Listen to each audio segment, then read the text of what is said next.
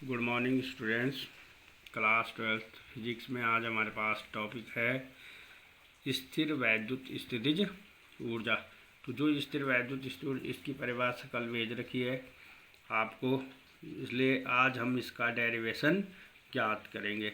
तो ये होता है जो स्थिर ऊर्जा होती है कि जो आवेश होते हैं उस निकाय बनाया और उसके लिए हमने कुछ कार्य किया। तो मान लिया जाए कि वो आवेश कहाँ अनंत पे हो और अनंत से हम उनको एक दूसरे के नज़दीक लाएं, तो उसमें जो कार्य किया जाता है वो उसकी स्थिर वैद्युत स्थितिज ऊर्जा को प्रदर्शित करता है। तो अब हमारे पास यहाँ पे एक ए बी निकाय है जो एक दूसरे से आर दूरी पे रखे हैं। ए पर आवेश Q1 है और बी पर Q2 है। तो ये दो आवेश दूरी दे रखी है। तो ये तो बाद की स्थिति है। मान लिया जाए ये बिंदु बी पर जो आवेश है वो यहाँ पे न हो के कहाँ हो, अनंत पे हो। तो अनंत से यहाँ तक लाने में कुछ कार्य करना पड़ेगा। कितना कार्य किया जाएगा वो हमने ज्ञात करना है। तो उससे पहले हम क्या करेंगे, इस Q1 के कारण यहाँ पे कोई आवेश नहीं है तो हम यहाँ पे विभव ज्ञात करेंगे। तो जिसका मान आएगा यहाँ पे हम लिखेंगे यदि Q2 आवेश B पर न होकर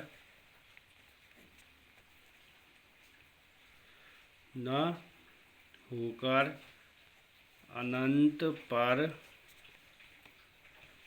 स्थित हो, तो इसके लिए अब हम क्या करेंगे, स्थित न हो तो इसलिए Q1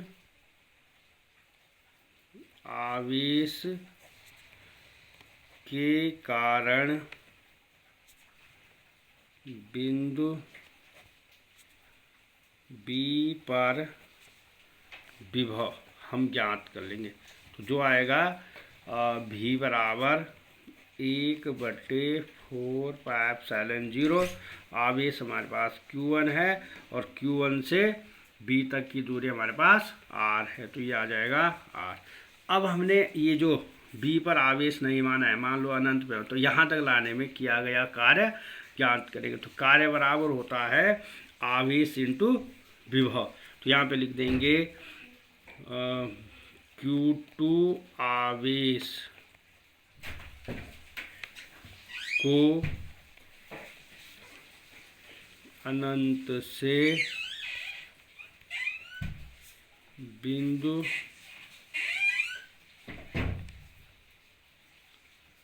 बिंदु B तक लाने में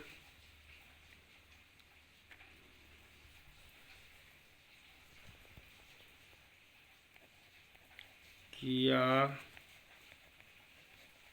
गया कार्य।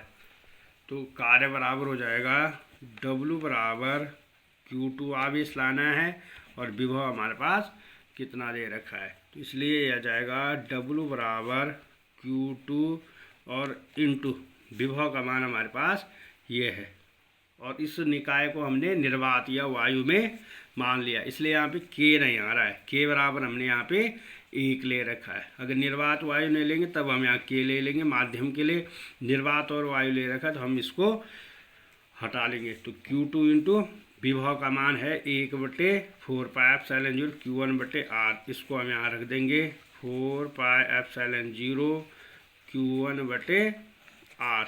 अब हम इस Q2 की इंटू अंदर कर दें तो W बराबर हो जाएगा 1/4πε0 Q1 Q2/R। तो ये हमारे पास किया गया कार्य हमने ज्ञात किया और यही कार्य इसमें स्थितिज ऊर्जा के रूप में संचित होता है। तो इसलिए हम यहाँ पे 2 ही आवेश लें, 3 लेंगे तो 3 आ जाएगा। तो यहाँ पे लिख देंगे यही कार्य निकाय, और तो निकाय किससे मिलके बना है, Q1 और Q2 से। तो Q1 प्लस Q2 की स्थिर वैद्युत स्थितिज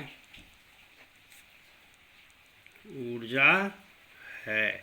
तो इसलिए हम क्या करेंगे, इसको हम किसे U से दिखाएंगे, तो U बराबर हो जाएगा 1/4πε0 Q1 Q2/R।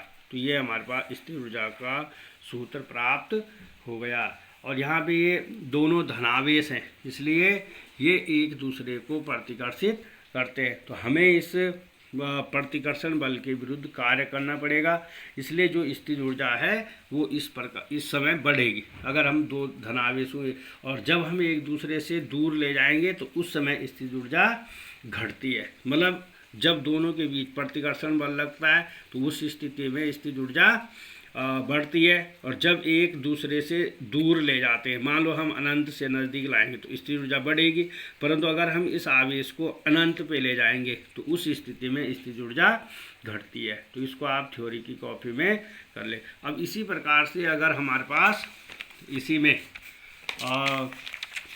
3 आवेश दिए हों और उसके मान लो हमने इस तरीके से दिखा दिया, ये एक त्रिभुज की निकाय की स्थिति दिखाते हैं। तो मान लो यहाँ पे Q1 आवेश है, यहाँ पे Q2 है, यहाँ पे Q3। तो चाहे धनात्मक हो चाहे ऋणात्मक, अगर ये ऋण में होगा तो Q2, इसलिए हम ये निकाय बन रहा है, पहला ये बन रहा है, इसको अगर हम बिंदु से दिखाएं ABC, तो AB निकाय, फिर BC निकाय और CA निकाय, इन तीनों के लिए हम कुल स्थिर ऊर्जा निकाल सकते हैं। इस तरीके से इसमें न्यूमेरिकल भी आ सकता है। इनके बीच की दूरी मान लो ये हो जाएगी R1 2, 1 और 2 के बीच की दूरी, इसके लिए दूरी लेंगे 2 और 3 वाली, और इसके लिए दूरी ले लेंगे R1 3।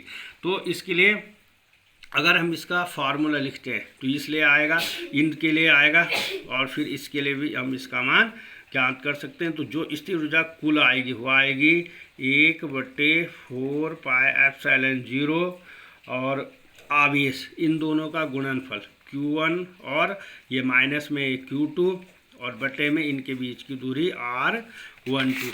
फिर इसके बाद इन दोनों को प्लस कर देंगे तो ये आ जाएगा आवेश Q2 दिया है और इस पे आवेश Q3 है, और इनके बीच की दूरी आएगी R2 3। फिर यहाँ प्लस आएगा और इसके बाद इसके लिए निकालेंगे तो ये आएगा Q3 और इंटू Q1 Q1 बटे इनके बीच की दूरी R1 3। तो ये हमारे पास, और इससे अधिक अगर मान लो बहुत सारे हों, बहुत अनंत n टाइम तो इनको ऐड करके भी हम इसका मान ज्ञात कर सकते हैं। तो ये फॉर्मूला तुम लोगों ने न्यूमेरिकल के लिए सॉल्व करना है, इसको आप थ्योरी की कॉपी में सॉल्व कर